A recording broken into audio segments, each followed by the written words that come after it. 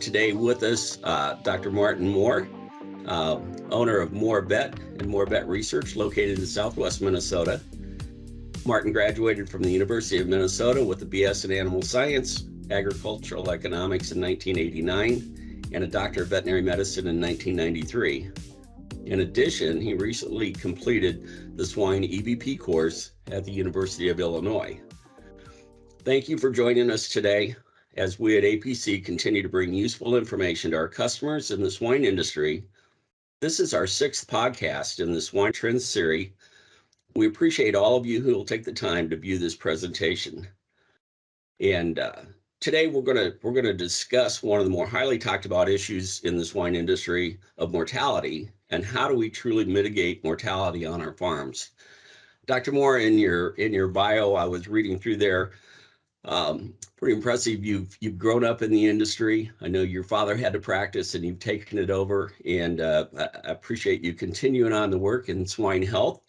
And go ahead and share with us today what you do on a daily basis, what you're seeing in the industry, and we can get started. Sure. Thank you, Randy.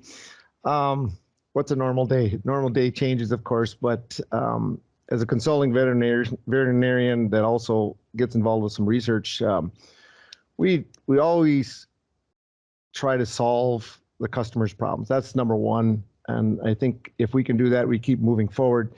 And so that may be ranging from obviously health issues to diagnose and prescribe and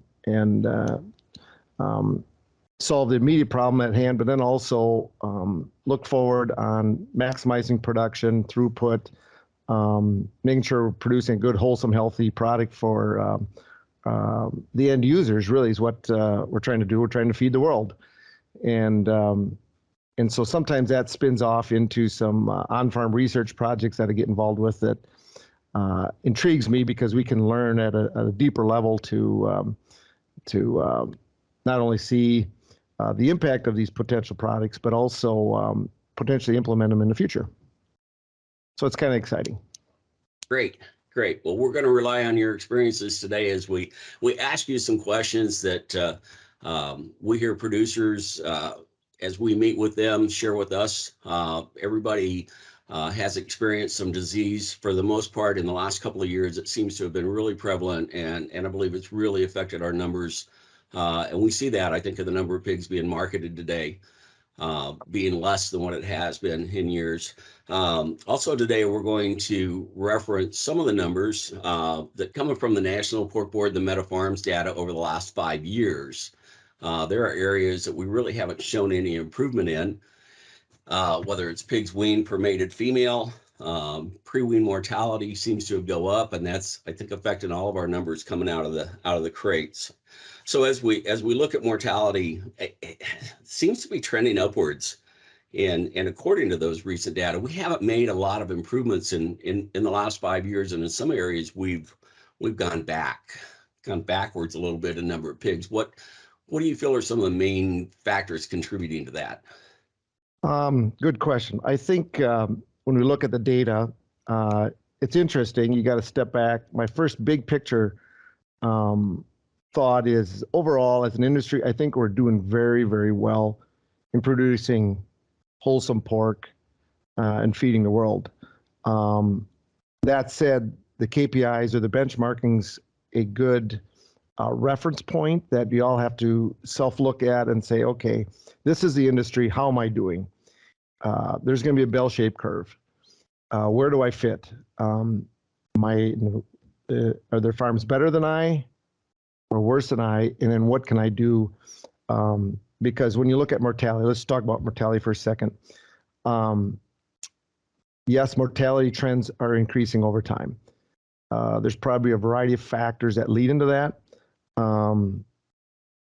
We need to investigate why there's low mortality and go to those farms and figure out what are they doing right. And on the reverse, you'll go and investigate the high mortality farms and figure out what they're doing wrong. That leads to an average. But if we can learn and figure out and drill down and figure that out and get to the details, that's important in terms of you figuring out for your own farm or operation. Now, you got to be realistic too. whether it's mortality or if you want to talk about survivability, we'll never have 0% mortality or 100% survivability. In the big picture, I think as an industry as a whole over the last 10, 20, 30, 40, 50 years, we've been doing much, much better. When you look at we've moved to exclusive confinement or indoor environmental control production for that matter versus outdoor, indoor types of production. And then I think the other big picture you got to look at is we've moved to all in, all out versus continuous flow and eradicated a lot of diseases like pseudorabies and mange and rhinitis and APP and now even sometimes PRRS. But that still doesn't mean we can't ignore the trends in the industry, and we just need to investigate each of those, drill them down accordingly. And there's obviously a variety of contributing factors that are leading to these mortality trends that you referenced here that MetaPharms has put together over time. Okay. I was at MPIC this summer up in Wisconsin Dells, and Dr. Paul Yeske, I think, was trying to address some of the things you mentioned. We've eradicated diseases over the last 20, 30 years, and we've tried to figure out how to live with the ones that we deal with now. And Dr. Yeske had a challenge to the industry to try to eradicate more of these diseases. Do you see that happening in the near future, or it's obviously going to take some time if we want? We've been trying obviously to eradicate PRRS or live with it. You know, that's one that's tricky. But he talked about some other diseases, mycoplasmas, things like that. We've had success on some farms. Can we take that industry wide? Good question. So my first thought would be is the science is probably there, and if there's a big enough problem, the American farmer and the veterinarian and whoever the industry stakeholders will, they'll figure it out. They'll figure it out, but it's got to make economic sense. And so I think some of these old diseases made economic sense to get rid of. PRRS, of course, makes sense. Can you take it industry-wide? That's going to be tough, just due to the nature, in this example, PRRS of the virus. We got to continue to get better, though.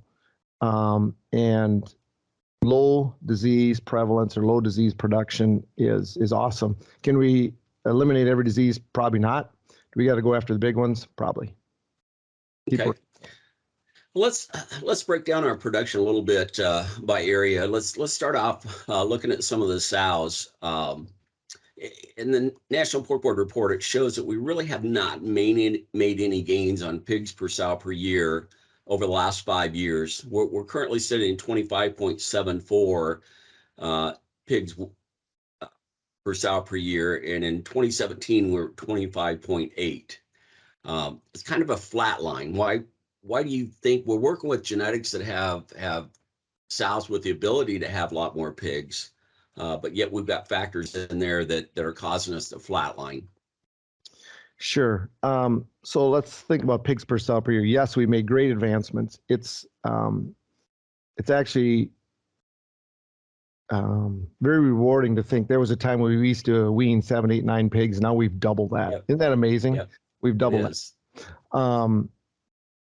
But the other thing I think that we've advanced tremendously on is the productivity. In other words, total born, live born, but the genetic robustness probably has not kept up. In other words, how to keep all these pigs alive. We need continual focus and develop on mammary gland development and functional teats and probably the length of the sow to be able to nurse and take care of all these pigs. So yes, we're having more pigs total born and live born, but we're not saving as many as we would like to save, of course. And so really it goes back to the genetics and working on robustness. I think that's the next frontier that really we need to work on. And unfortunately, some of the lack of grade 1 quality pigs being weaned off the sows leads to some of these nursery and finishing mortality challenges. We've seen a recent study come out by a major integrator where they're pushing the weaned age up to 24 PSY, or excuse me, 24 days of age for weaning. We know over in Europe they go to 28. So I think there's a lot of thought right now of pushing that weaned age, not having a great effect on that sow, will this help us reduce our mortalities as we go forward? And so far, some of the numbers coming through say it could. Yeah, definitely. Wean age is everything. And I think if you take a step back, there was a time we weaned younger and well, pigs are weaned younger, probably farms are smaller, and we could manage and take care of those smaller pigs. Pigs need to be weaned older, farms are bigger, caretaking and all these other issues surrounding that are bigger challenges. So that older wean age pig is definitely, I believe, one of the keys to success is great performances in the KPIs, both nursery and finish, and or wean to finish. Yeah, absolutely. I'm definitely on board with that. Okay. Well, as let's look at sows and mortality. We've seen that number trending higher over the last 5 years. Our average sow death right now is about 12.6 on average. As we look at that, the top 10% of producers are averaging about 6.2%, but that bottom end is 18.1. And I know as I talk with different systems, that they're in that range, right? And they're trying to get that down. It's talked about a lot on our sow mortality. When you trade in higher productive sows in that third to fifth parity for gilts, we know that's going to affect the overall number. That one is hard to get a handle on in different situations. Yep. Why do you think there's such a difference between the top 10% and the lower? Sure. And I don't have it in front of me. I think one thing that comes to mind is average parity. Okay. That's one thing we got to think about. I'll back up on some of these metrics. You got to be a little careful and don't get too focused on the metric, and because we also got to think about profitability. So let's talk about profitability and use this sow mortality as an example. Parity and profitability are not necessarily synonymous. You can have the ideal parity in that farm and have optimal productivity, but still not be at ideal profitability for a farm. And so my point would be is if you want perfect production, you'd have a young parity farm and you'd cull a lot of gilts or cull a lot of animals when they're young and not deal with older parity sows that tend to have higher stillborns or some mortality issues. And so, but that's the economic balance of the cost of the gilt, bringing in the herd and maximum productivity. That all said, hopefully there's a sweet spot for the farm to have a average parity of whatever 2.75, 3.25, 3.5, whatever that number is. And so that's one thing I think about. And the second thing I think about is what drives a lot of this. And let's just remember 2020, the value of a cull sow was literally nothing. And so farms were forced to either receive very little value for their cull sows or not replace. And so these farms go through ebbs and flows of ideal parity structure, which leads to these challenges on sow mortality. I think that's one point I want to make is really replacement rate drives sow mortality, and what drives replacement rate is the true cost of that gilt coming in the farm and what we're willing to trade off, for example. The second thing would be also the economic value of that cull sow, which comes and goes, and it's creates some challenge. And then the third point would be is we ask a lot of our geneticists, and we want more robust animals. Some of this mortality, yeah, they're very highly prolific animals. Maybe we don't have the robustness all figured out yet, or the selection. You know, we have multiplication. In other words, we create a lot of animals at these multipliers, but are we selecting the ones that have the good feet and legs and so on and so forth? And that's hard. And that dovetails back to labor challenges, people challenges, et cetera. Yeah, all good points. And I think that leads me right into the summer I was at a conference and they were talking about reducing sow mortality, and they had done a lot of work at an integrated farm. They put teams in there and they tried to identify sows that were having issues, whether it was lameness, whether it was, loss of appetite. And what they did was they implemented a higher culling strategy. Okay. Mm-hmm. And the results of implementing this higher culling strategy was a reduced sow mortality. Okay. Mm-hmm. So I think that's one of the things that's a trade-off that Mm-hmm. financially we have to be willing to make. And in some sense, it comes back to labor in the barn, being able to identify and treat those sows before they get to a point where they have to be taken out of the herd, Mm-hmm. or they're not leaving them there till they die. Yep. So On that note, following up with that farm example, and I've seen this over the years, which I think is a way to think about this, is the farms that's successful to be high producing farms. Let's call them high producing farms. They tend to get in a better position to be able to select, call, retain, and then not deal with all these headaches versus farms that maybe are diseased or health challenged. They numbers are short, numbers are long, the ebbs and flows, and then inventory decisions drive some of the overall decisions because we may have enough or too many, and get the yo-yo effect of sow mortality. So bottom line is it's certainly ideal to get to the place where you're what we call a high producing farm, and then you have the luxury to be critical to only retain robust and prolific animals. okay, good, appreciate that. Okay. Right now, one of the questions I had was we're not seeing any expansion in our industry. We know feed cost is high. There's several factors in there, but do you believe that some of the sow mortality that we're seeing might be causing some producers to back off expansion, thinking they can get a better control of it if they keep their herds at a certain level? I don't think so. I think the Okay. you touched base on probably two leading causes for no sow expansion. One's the uncertainty unknown of feed costs, and two, the cost of capital and construction costs. Yep. I think that's going to hold sow expansion in check. Yep, I tend to agree with you there as well. You bet. So let's move over into some of the nurseries. Seemingly, as field experience that I'm seeing, we can look at average nursery death losses, and we know that there's always outliers from that. But there seems to be different areas of the country that are seeing a lot higher nursery death loss, especially over the last year. Sometimes in those cases, are you seeing a combination of diseases that are working together, such as multiple strains of PRRS? And is that kind of the number one area that's affecting a lot of our pig numbers right now?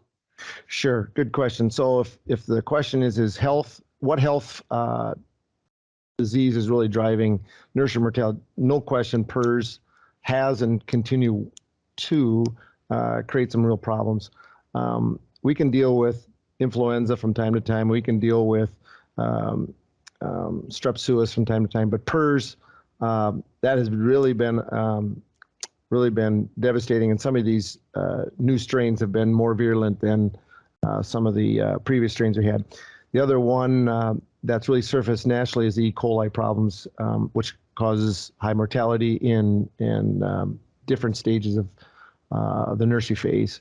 So in summary, PRRS and E. coli to me would be the two industry health challenges today leading to high mortality in the nursery phase. I would agree. We, over a year and a half, almost 2 years ago, as we met with clients around the country, we would go into meetings expecting to talk about PRRS and even PEDV, but we're surprised when the conversation was elevated to E. coli, mostly the F18 strain. And I know as I work with feed companies around the country providing diets, and there are several feed companies I work with have introduced a diet specifically to combat F18, mostly in the nursery area, and are seeing some success with that with added feed ingredients. Yeah, it's a multifactorial disease that usually catches us off guard or by surprise with high mortality, and treatment success is limited. And so prevention and mitigation strategies for subsequent groups tends to be where all the focus has to get. Yep. Another thing that we've noticed, and it's not just in our industry, but no matter where you go, labor seems to be a big issue. And we know we've heard other producers talk as well. When we're trying to mitigate our costs on there. Some producers tell me that if they have the right people in the barn, that can save them $10 a pig. Yep. But we all know those people are hard to come by, and getting the experience. How big of impact do you think that inexperienced labor has on mortality in the nurseries? Labor has been, as with other industries, a huge challenge, no doubt about it. I would say not only labor, but animal care training. It's hard to find qualified, trained people that want to enter the agriculture industry, in this example, the swine industry. We've transitioned a lot away from the family farm type of labor that's had years of experience to now caretakers that have no animal care experience. So first and foremost, we got to get ahead of that by training, because you'll just be frustrated about the nursery mortality or finisher mortality, and a lot of these people, you don't know what they don't know. And so that is huge. Number two, I think there's just a tremendous need for the whether it's the family farm or the supervisors or the management team to step up and be leaders and recognize what we need to provide, proper care to our animals, obviously, to minimize mortality, because it can be financially devastating to producers when some of the economic losses associated with people. We may have the right pig going in the barn, but if we can't take care of them, we still lose financially. And so, yeah, it's huge. It's a huge challenge, and we just got to keep working at it, because it's all about the people. Thanks. I appreciate your response there. I guess in kind of wrapping up this nursery phase, as you're out there visiting with clients and out in the field, do you see some trends, some things that producers are doing that are having a positive impact on that you could share with us? What are people doing? Wean age is one. I think from a management decision level, we've had to increase wean age to make nursery people successful. That's one. Number two, focus on feed budgeting, the right feed at the right time. And then number three, focus on the pigs of need. So for example, batch rearing farms or highly prolific farms, we've got at-risk pigs that leave the sow farm at weaning. They need attention if we're going to be successful. They're a good normal pig. They might be smaller. They might be a pound or two lighter. They need the sick pen, the recovery pen. They need the extra heat sources, things like that. Additional feed budgeting to make them successful, and then they'll be quality pigs leaving a nursery if we focus on those three areas. Great. That's great points, things to point out. Appreciate your answer there. So as we move on, let's look at the finishing area. And one of the things we see here are pigs coming in out of the nursery into the finishers, in good shape. I was also looking at the MetaFarms report as I did a calculation. Mortality in the nursery was set at 3.79%, and the finisher at 4.88. So that's an 8.67% death loss between that combination. But as I looked at wean to finish, those barns averaged 6.75%.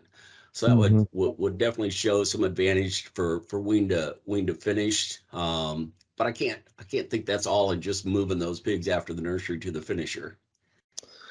Some of that one's a hard one. Let's step back. Wean to finish, I think one thing to think about is from an all in, all out or pig flow strategy, if they go through a disease or they go through a management challenge, they get that group of pigs together, they're together for 6 months, we're done. We've gone through it.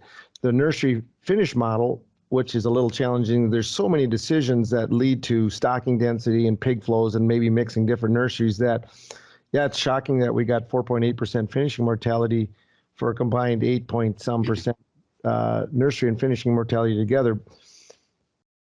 But don't forget, there's a lot of decisions that get made to fill barns. And to take it a step further, we fill these barns to maximum square footage capacity, so many square feet per pig. Sometimes forget about sick and recovery pens, and we have to live with what we got, which is a challenge, no doubt about it. But yeah, from a data standpoint, it's hard to really read into that. I think it's from a finish only mortality, but from a wean to finish mortality, you would think that'd be better representing of what the really industry is. Okay. Some barns have a challenge. Some genetics are better than others. Getting pigs started on feed when they enter the barns. Mm-hmm. Have you seen any keys to success in that area? I don't know if there's any magic. It's still back down to individual animal caretaker training and implementing and getting our job done every day, and adjusting accordingly to what those needs are, the pigs are, the environmental changes that go on. Okay. Do you feel is there any one or two key factors in a finishing standpoint that will spike disease levels? I know this time of year everybody's pumping out pits. We have weather Yep. changes coming on, ventilation. How do you manage through some of those situations? Well, it's finally cold in Minnesota today. It's below freezing, going to stay cold. Actually, that's a good thing.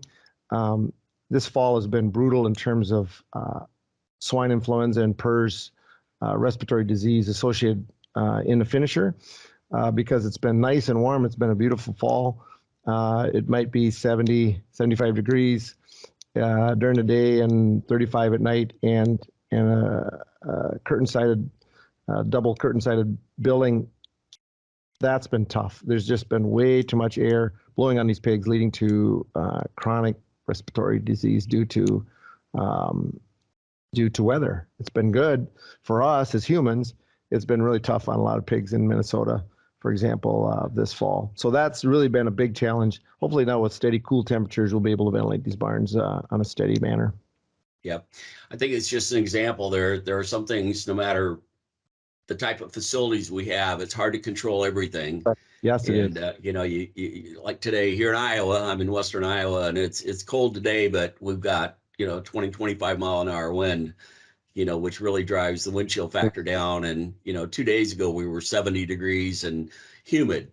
Yes, So from a livestock perspective, that's a hard adjustment. it's hard, and everybody's got to be on their A game, because it is hard. It's every day, it's different, Yeah. and sometimes it's hard to teach.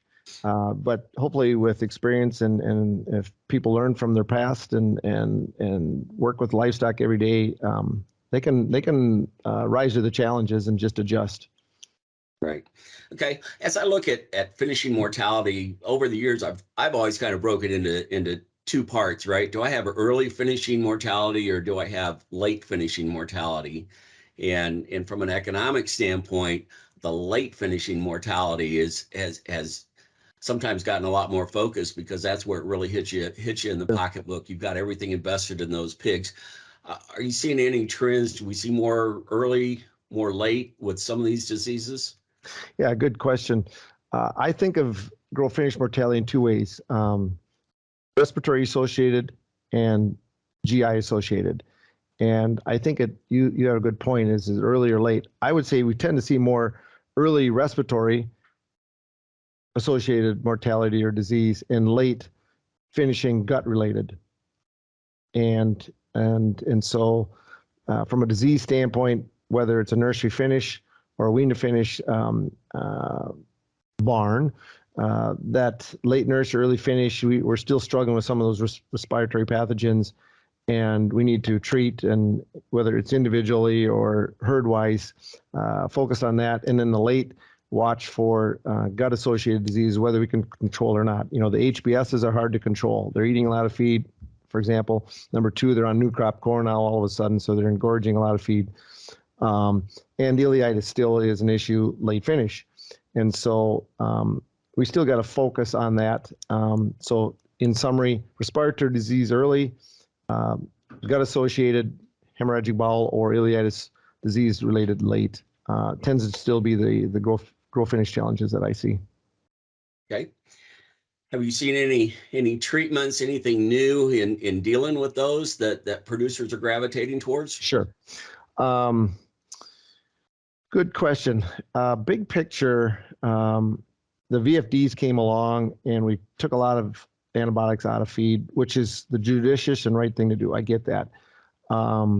Based on pig health and especially PRRS, we've had to put some feed antibiotics back in to help, because I don't think we can get enough individual care because of labor to some of these pigs to reduce grow finish mortality. Number two, strategic timing of the right medication in the water, because there's an old saying, you need the right drug at the right time for the right pig. And so with our labor challenges, that gets tough again. So bottom line, what can we do? We've got to just identify pigs and get them in the appropriate treatment and recovery pen. And number two, putting more pulses of feed grade antibiotics back in is helping for the big picture to basically treat some subclinical disease to keep our mortality in check. Okay, good. And yeah, it's interesting with the VFDs. They're going to be expanding on that as well for injectables, not just feed grade. What impact do you think that's going to have on treatments? I don't know. It will be a lot of administrative work. I'm not sure if we can get all done. We've got to leave some of that decision making back at the local level, at the barn level, or at the company level, the farm level. People are trying to do the right thing. I don't think we can overregulate all that. People are trying to do the right thing. It's just, do we choose the right thing at the right time so that we minimize disease and the impacts of. Okay. I agree. Good. It's going to be interesting to see how that develops, but you're right, it's just another regulatory issue that we all have to deal with. So is there anything, I think from a health management, we look at all the different tools, whether it's antibiotics or nutrition coming into there. As we think back, we're seeing some diseases that we're battling now that we've been battling for 20 years or didn't used to battle, a long time, some APPs or whatever. Are we missing some tools in the toolbox right now? I don't know. I think it's ongoing. You got to just keep looking and working at the health status of a farm or a system. It's dynamic. It's biology. It's going to change. It changes by year. It changes by season. It changes by disease. And then going back to, it's a lot easier to eradicate and not have that problem. I'm not sure if that's realistic. And so veterinarians have a great role. Feed people have a great role. The managers have a great role to everybody work together in a team to keep looking, watching, managing, and making decisions. So I don't know if there's any silver bullet at this point. As we look at things, our industry has spent a lot of time, energy, expense implementing biosecurity and biosecurity protocols going into the farms. I was shocked. I actually rode with a colleague a couple of weeks ago and we were visiting dairies, and it was one right after another, and nobody's around. You walk in until you find somebody, and I look at him and I'm like, man, you're lucky you don't work in the swine industry. You'd have been shot by now, right?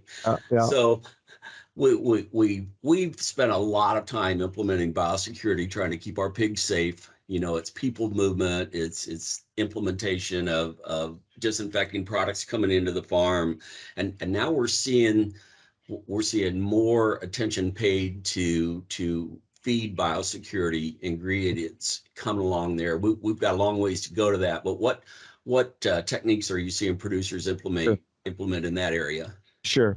Biosecurity, big picture, I think it's a case-by-case situation. There's a cost to implement and there's a cost not to implement. And so there's many layers that you may implement as a safety net, from shower in, shower out to all the way to feed mitigants, for example.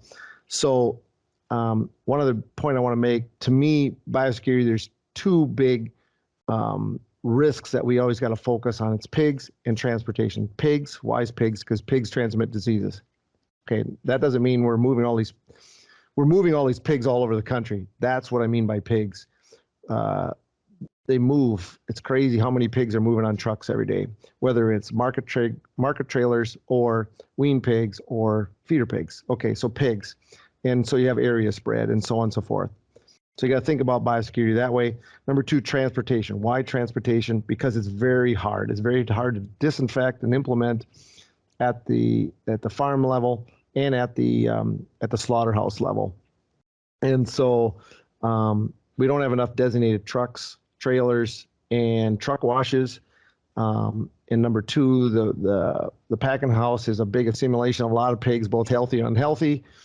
And I think where the rubber hits the road is these market trucks are going every single day. That's how they make their money. Yep. We can't let them sit. And so that piece is really, really hard in terms of dealing with biosecurity. Now, feed mitigants, that's what you're touching base on. Where does that play a role? I think that's one layer.